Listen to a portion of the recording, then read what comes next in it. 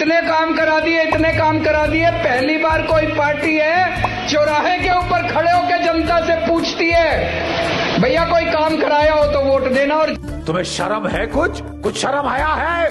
आज आपकी दिल्ली अमेरिका को पीछे छोड़ रही है, लंदन को पीछे छोड़ रही है, सिंगापुर को पीछे छोड़ रही है, न्यूयॉर्क को पीछे छोड़ रही है, वॉशिंगटन बड़े बड़े देशों को पीछे छोड़ती जा रही है। मैं कब हो गया ये?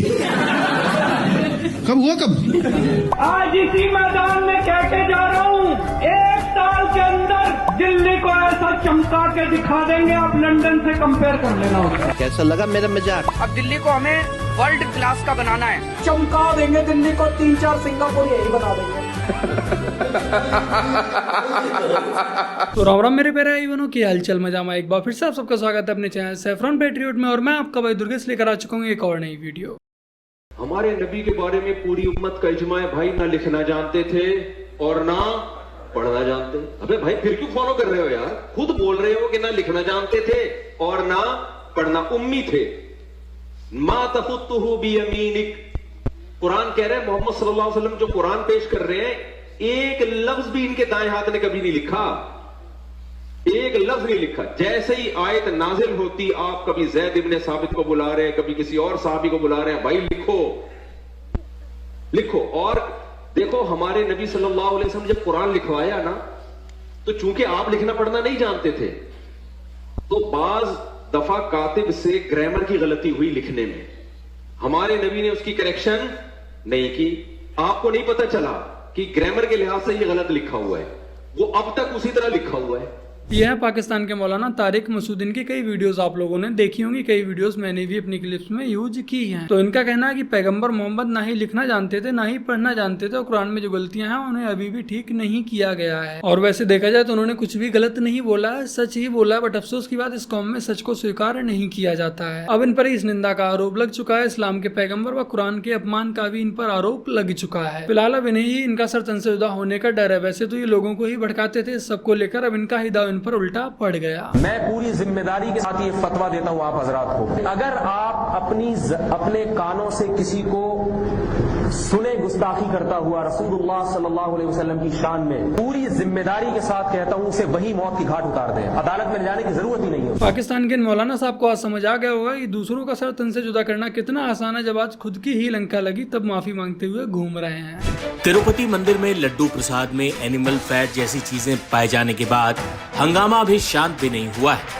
आंध्र प्रदेश के उप मुख्यमंत्री और एक्टर पवन कल्याण 10 दिनों का प्रायश्चित अनुष्ठान कर रहे हैं। तिरुपति मंदिर का शुद्धिकरण किया जा रहा है। इस बीच फिल्मों में विलन के किरदार में दिखने वाले प्रकाश राज के साथ पवन कल्याण की तगड़ी बहस हो गई।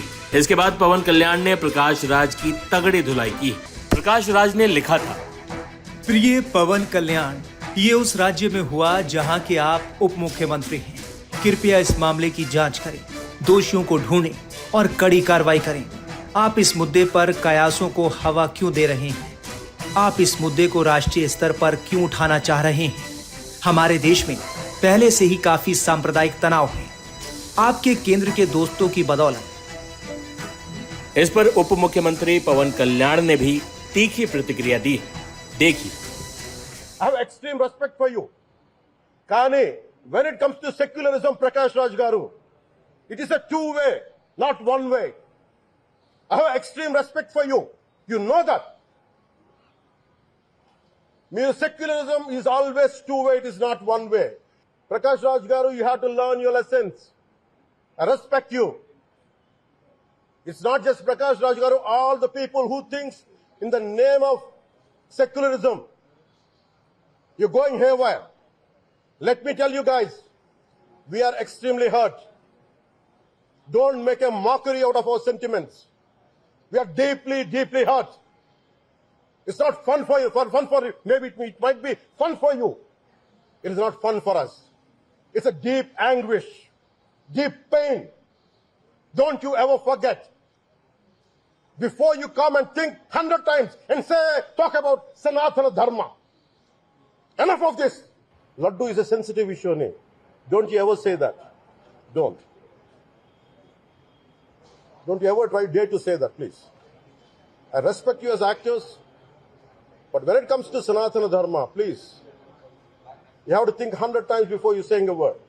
One comment. प्रकाश राज सिर्फ फिल्मों में ही गद्दार नहीं है, रियल में भी गद्दार है। इनका कहना है कि इस मुद्दे को राष्ट्रीय स्तर पर क्यों उठाया जा रहा है। इनके अकॉर्डिंग इस मुद्दे को यहीं पर दबा देना चाहिए, क्योंकि पूरे देश के हिंदू तो तिरुपति बालाजी मंदिर दर्शन करने जाते नहीं है, सिर्फ आंध्र प्रदेश के ही हिंदू तिरुपति बालाजी मंदिर दर्शन करने जाते हैं। और ये अपवित्र प्रसाद सिर्फ वहाँ के लोगों ने ही खाया है, किसी और ने तो खाया नहीं है। रोजाना जिस मंदिर में लाखों की संख्या में लड्डू बनते हो, लाखों की संख्या में भक्त आकर उन लड्डुओं को प्रसाद के रूप में ग्रहण करते हो, रोजाना लाखों की संख्या में न जाने कितने वक्त ऑनलाइन मंगाते हैं इस प्रसाद को अपने घर पर, और उन लड्डुओं में जानबूझकर गाय की चर्बी, सुअर की चर्बी, फिश ऑयल मिलाया जाता हो, उसके बावजूद भी इस मुद्दे को राष्ट्रीय स्तर पर उठाने की क्या ही जरूरत आन पड़ी। क्योंकि हमारे देश में पहले से ही बहुत तनाव है आपके केंद्र के दोस्तों की वजह से, और केंद्र में किसकी सरकार है? बीजेपी की सरकार, यानी कि मोदी जी की। और प्रकाश राज के अकॉर्डिंग मोदी जी की वजह से, बीजेपी की वजह से देश में पहले से ही काफी सांप्रदायिकता का माहौल है। पहली बात यह कि तिरुपति बालाजी के लड्डुओं का सांप्रदायिक तनाव से क्या लेना देना। दूसरी बात यह कि जब बीजेपी सत्ता में तब हमारे देश में आज कितने दंगे हो रहे हैं, और जब बीजेपी सत्ता में नहीं थी उस समय हमारे देश में कितने दंगे हो रहे थे, आप आंकड़े उठाकर ये चीज देख सकते हैं। एक समय हमारे देश में ऐसा था कि हमारे देश में रोजाना सांप्रदायिक दंगे होते रहते थे, बट तब सांप्रदायिक तनाव नहीं बना था। लेकिन जब से बीजेपी आई है, जब से मोदी जी आए हैं और जब से दंगे होना बंद हो चुके हैं, तब से हमारे देश में सांप्रदायिकता का माहौल है। और सिर्फ इसी वजह से तिरुपति बालाजी के मुद्दे को, लड्डू में मिलावट के मुद्दे को दरकिनार कर दिया जाए, इस मुद्दे को राष्ट्रीय स्तर पर न उठाया जाए। असल में इन दोगलों की समस्या ये है कि इनके जो मजहबी भाई हैं वो दंगे नहीं कर पाते हैं। अगर वो दंगे करते हैं तो अगले ही दिन वो जेल में दिखाई देते हैं, वो उनके घरों के सामने बुलडोजर खड़ा हुआ नजर आता है। और यदि यही सेम घटना किसी बीजेपी शासित राज्य में हो गई होती है, जिस समय पर तिरुपति बालाजी मंदिर के लड्डुओं में ये मिलावट की गई, उस समय वहां पर जगन मोहन रेड्डी की सरकार न होकर वहां पर एनडीए की सरकार होती या फिर बीजेपी की सरकार होती, तो ये प्रकाश राज जैसे दोगले हिंदुओं के हितैषी बने हुए आज नजर आ रहे होते। लेकिन अब इसकी असल समस्या ये है कि इस मिलावट की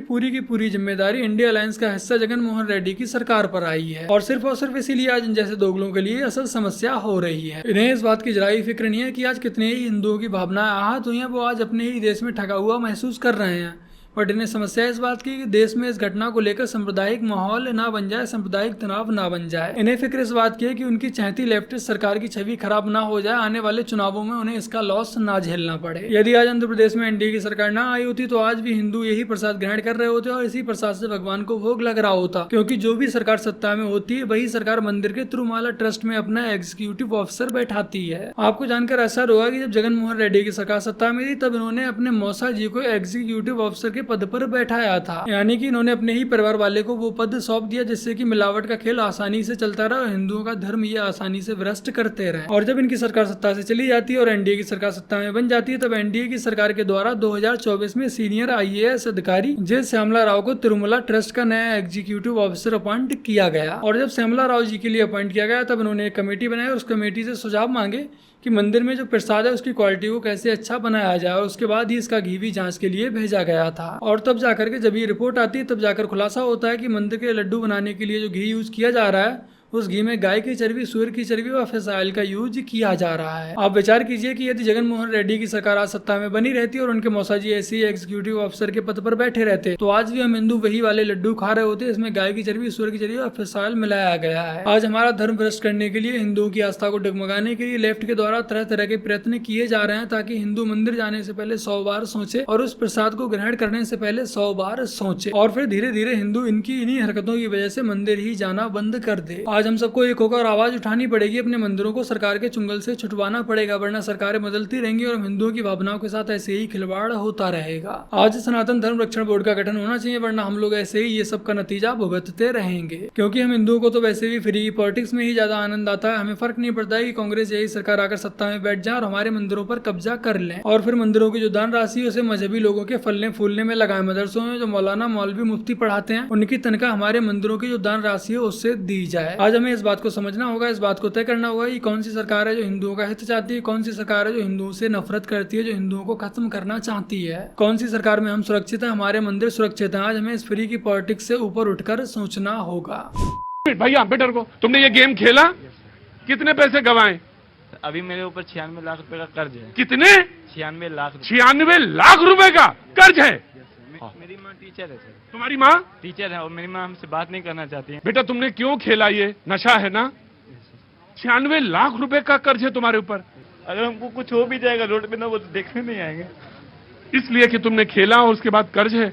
और लोग परेशान करते तुमने हैं। कहा किससे किससे कर्ज ले लिया? मैं तो 96 लाख रुपए जानना चाहता हूँ बेटा, रकम होती है, कहाँ से पैसे ले लिए? ये लड़का खुद को बिहार से बता रहा था, बट ये कानपुर का रहने वाला निकला और ये इससे पहले भी कई लोगों को बेवकूफ बना चुका था अपनी ऐसे ही सिंपैथी वाली दुख भरी कहानी सुनाकर। और एक दो लोगों ने इसकी यही दुख भरी कहानी सुनकर इसके रहने का, खाने का, पीने का खर्चा दिया और पढ़ाई का खर्चा तक इसे दिया था। और आज ऐसे ही ये न्यूज चैनल पर आकर अपनी दुख भरी फर्जी कहानी सुनाकर लोगों से सिंपैथी ले रहा है और आज ये फेमस हो गया और बड़े बड़े यूट्यूबर्स के पॉडकास्ट में जाने के रुपए ले रहा है। और अब इसके जैसे लोगों की वजह से ही अगर कोई सच में दिन दुखी होगा, जैसे सच में रुपयों की जरूरत होगी, अब लोग उसकी भी मदद नहीं करना चाहेंगे। बाकी का इस पूरी घटना से हमें यही शिक्षा मिलती है कि भाई आज सोशल मीडिया के युग में किसी पर भी आंख बंद करके भरोसा इतनी जल्दी नहीं करना चाहिए। तो बस मेरे प्यारे भाई बहनों, आज की अपनी इस वीडियो में इतना ही। वीडियो को लाइक शेयर कमेंट और अपने इस चैनल को सब्सक्राइब आज से कर लीजिएगा।